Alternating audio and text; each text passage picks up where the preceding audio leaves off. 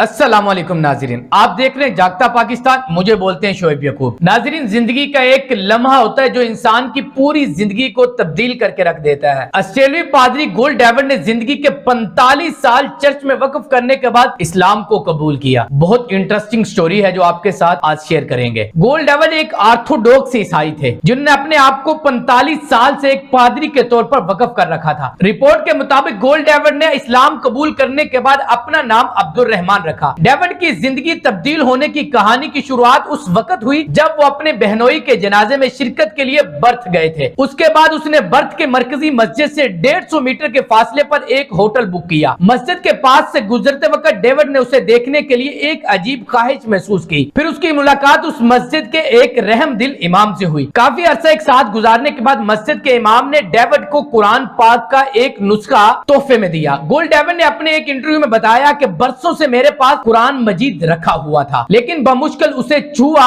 نہ کبھی پڑھ سکا، لیکن برتھ میں مسجد سے جب میں واپس ہوٹل میں گیا تو گھٹنے ٹیک کر خدا سے دعا کی، اللہ پاک مجھے سچائی دکھا دے، اسلام سچ ہے یا نہیں۔ انہوں نے مزید بتایا کہ میں نے گھٹنے ٹیک کر دعا کی، پھر میں نے بیٹھ کر قرآن مجید کو پڑھا۔ اسے پڑھتے ہوئے مجھے فکری، جذباتی، روحانی طور پر احساس ہوا کہ خدا کا سچا کلام قرآن ہے۔ اس طرح انہوں نے اسلام کو قبول کیا، یہاں تک کہ گزشتہ سال کے رمضان میں اس نے اپنا پہلا عمرہ بھی ادا کیا۔ ناظرین، اس ویڈیو کو آپ بھی اپنے دوستوں کے ساتھ شیئر کریے گا، ہو سکتا ہے کہ اس ویڈیو کو دیکھنے کے بعد کسی کی زندگی بدل جائے اور راہ راست پر آ جائے۔ ملتے ہیں نیکسٹ ویڈیو میں، اللہ نگہبان۔